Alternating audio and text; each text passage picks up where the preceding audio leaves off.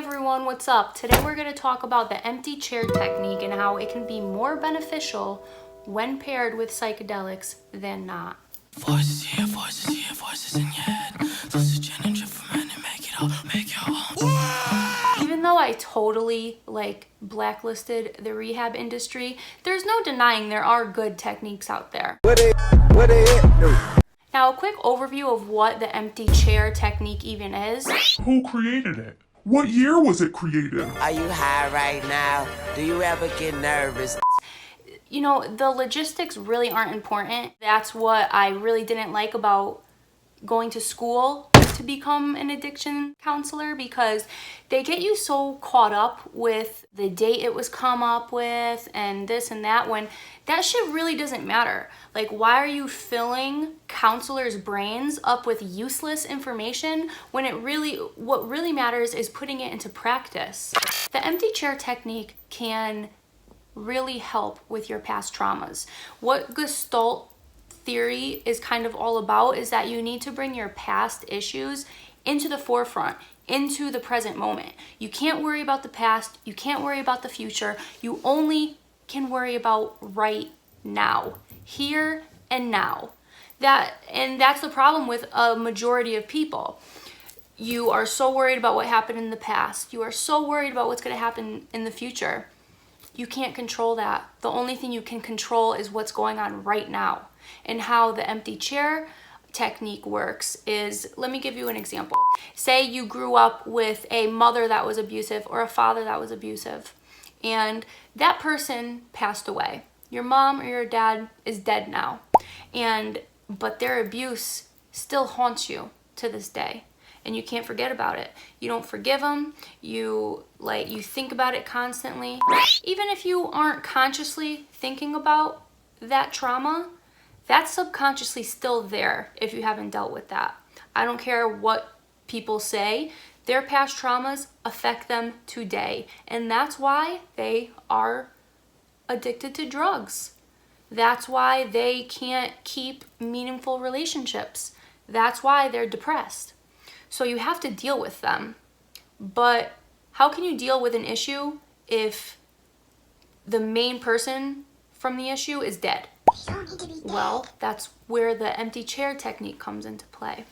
So say you're in a session with me. Meet Eddie, 23 years old. Fed up with life and the way things are going, he decides to go to counseling. What I would do is bring out an empty chair, have you picture the person that was at the core of that trauma. I would have you picture them sitting in that chair, and you would have a conversation with them. Here's what happens though. Hey Eddie, it's great to see you back. Even though we threatened to kick you out for smoking weed. But last time we spoke, you mentioned you got hired at a new job. How has that been going? I mean, it's all right. Me and my boss just keep getting into arguments. And why are you and your boss getting into arguments? Because he's pissed I call him out on his shit. He's exactly like my dad was. I know what type of person he is. What type of person is that? What type of person was your dad? My dad was a piece of shit. Your dad comes up a lot. Yeah, I always mention it because he fucked up my head. I know your father recently passed away, but it sounds to me like you have to resolve some of these conflicts that you had with him. How? What about having a conversation with him as if he was still here? Are you fucking retarded? But the problem with this technique, people don't take it seriously enough. And how can you take it seriously? Give them a high dose psychedelic and see if they'll be laughing about it then. I know they wouldn't. Because when you're on a psychedelic, you are more open-minded. You can imaginate. Is that a word? It's a fucking word now. You can imaginate. And you can imagine that person sitting in that chair. And you can have a conversation with that person. And you just let out everything that ever bothered you about them. But you're talking as it's happening right now. Hello, Gekyum. Hello, Gekyum. But that's not the only issue with this technique. It's very rare that you have a one-on-one counseling session. The majority of people that are in rehab, it's all group therapy. So you're doing this session in front of a whole group. And you can't get those real issues, you can't bring those traumas out for everybody. There's going to be a blockage there. Tony, would you like to be the first one to talk to the empty chair? I don't feel comfortable talking about that here. Nobody's gonna judge you here. I don't feel comfortable talking about how my dad molested me in front of fucking 25 people. I wouldn't mind if he talked about it. Yeah, I fucking bet you wouldn't. How did it feel when your dad did that to you? Kevin, we talked about this. No asking questions like that. Is there something he could have done better? No, Kevin. Please don't. Yo, are we allowed to be taking notes? This fucking guy's taking notes over here. How old were you again? This dude's taking notes on how to be a pedophile. 8? Oh, yeah, okay. Fuck is wrong with you guys? Were you any younger? You probably just can't remember, can you? Kevin, that's enough. Now, Scott, you still need to participate. I don't want to be doing this shit here. I don't even want to be here. You know, Scott, my dad did that to me, but I don't let it bother me. If anything, it gives me more joy to think about it. Okay, Kevin, that's enough. I just don't feel that this amazing technique is being used in the right way. Because while it's a great fucking technique that could help with past traumas, it's not being used correctly. People aren't reaping any benefit from it because their mind is not open. You need to open your mind.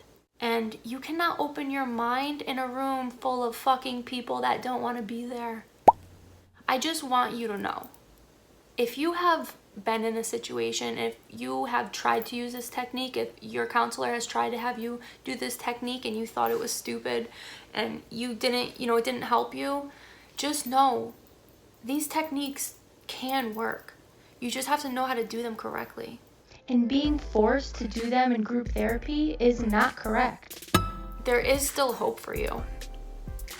People lose hope because they think they're never gonna feel better. They're never gonna get over their traumas.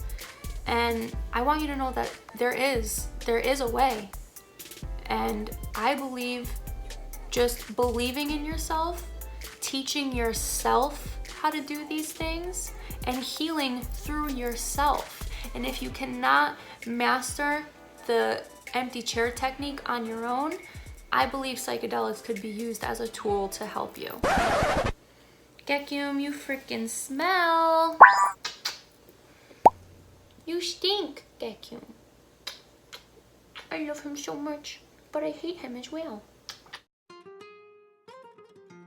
This therapy technique can be used in many situations, from just talking to your boyfriend or girlfriend, talking through an issue that you're going through with them. It's good to role play. You know when you get into a fight with somebody and then a couple hours later you're taking a shower or doing the dishes and then you think of something you should have said. Ah, fuck, I should have said that. Well, the empty chair technique can help with that, because you're going over the conversation you want to have with that person, but you're kind of, you're practicing.